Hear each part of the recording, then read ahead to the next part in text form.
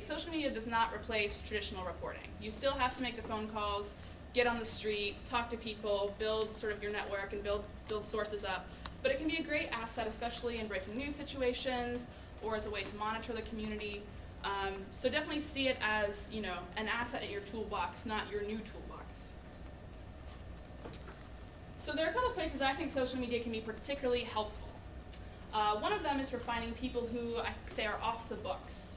So in America, before you get married or pay taxes or buy a house, sometimes it can be hard to find these people in public records. So a lot of you probably haven't done these cross these major milestones yet. So it'd be hard to find information on you guys as students if I was going to try to dig deeper on your background. So social media is a place you can turn to find a lot of information about people who might not have sort of a public paper trail yet. It's also a great place to see connections between people. That's kind of, I think, one of the biggest assets of it. So you can, if you're following someone on Twitter or you see that there's somebody who you're going to report on who's on Twitter, you can see who they're connected to and find other potential sources. You can read their conversations back and forth with other people. I mean, you really kind of are given this window into people's lives that we've never had before. So as far as reporting, we have more access to a lot of people's lives than we've ever had before. Which can be a good thing and a bad thing. So you need to definitely tread delicately as you're doing any of these sort of techniques that I'm going to talk to you guys about today. Social media is also excellent for just digging in on background of people.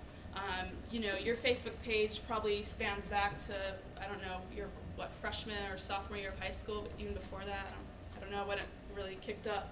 I was a senior/freshman in college, sort of between those years was when Facebook kind of became a thing.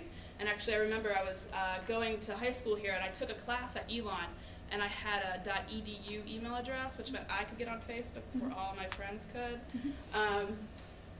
But that's to say, I've been documenting my life on Facebook for now, 8 years, and there's a lot of information there that if you had access to my full page, you could learn a lot about me. Social media is also a great tool for surveillance. A lot of our reporters at the Sun, everyone's covering a beat. So we have City Hall reporters, we have crime reporters, education reporters. Social media is great because a lot of people are doing social media sort of to promote their organization, promote what they're doing, keep their audiences informed.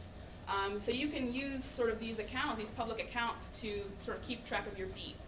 So like our crime reporter, for example, I'm going to talk about him a lot today because he's kind of one of our best examples of somebody who uses social media for sleuthing purposes.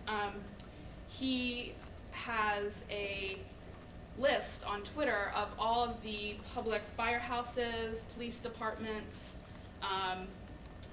any other public safety person, and a lot of them tweet sort of things that you wouldn't expect. They'll be at a fire, have just gotten there, and somebody tweets a picture responding to a fire at 500, Able Avenue, and we'll see it on Twitter sometimes before it even would come over the blotter, or he would get a tip about it from a neighbor who's watching the fire. So there's a lot to be said for just kind of doing general surveillance on social media. And finally, it's valuable for breaking news.